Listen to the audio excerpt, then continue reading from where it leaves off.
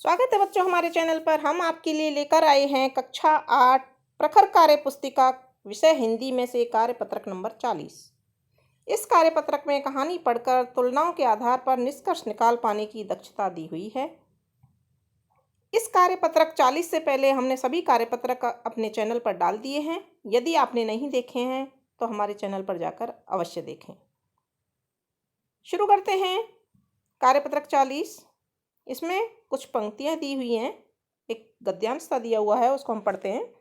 फिर पुराने शहर में बनी ऐतिहासिक हवेलियों को देखने के लिए हम भूल भुलैया जैसी गलियों में पहुंचे।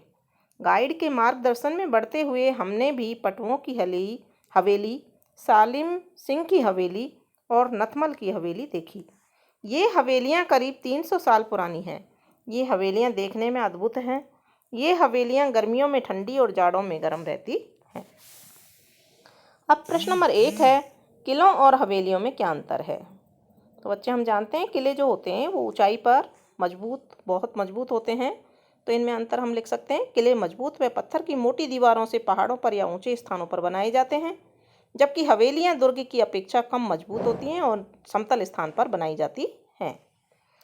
प्रश्न नंबर 2 है, अधिकतर हवेलियां पुराने शहरों में क्यों बनाई गई हैं, क्यों। क्योंकि पहले के लोग पुराने शहर के अंदर ही रहते थे।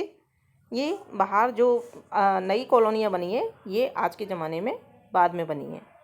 प्रश्न नंबर 3, ऐसा क्यों होता है कि हवेलियाँ गर्मियों में ठंडी और जाड़ों में गर्म रहती है। हवेलियों में मिट्टी व चूने के पत्थर का इस्तेमाल किया गया है।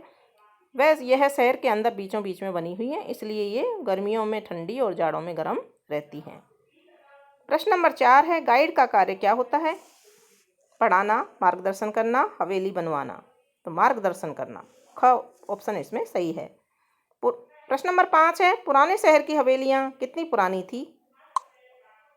300 वर्ष पुरानी थी। तो ग ऑप्शन इसमें सही होगा। छठा प्रश्न है, ऐतिहासिक शब्द का अर्थ बताकर वाक्य में प्रयोग कीजिए। ऐतिहासिक मतलब इतिहास से संबंधित। हल्दी घाटी का युद्ध एक ऐतिहासिक घटना है। प्रश्न नंबर 7 है, दिए गए अनुच्छेद को संकेतों द्वारा पूरा कीजिए।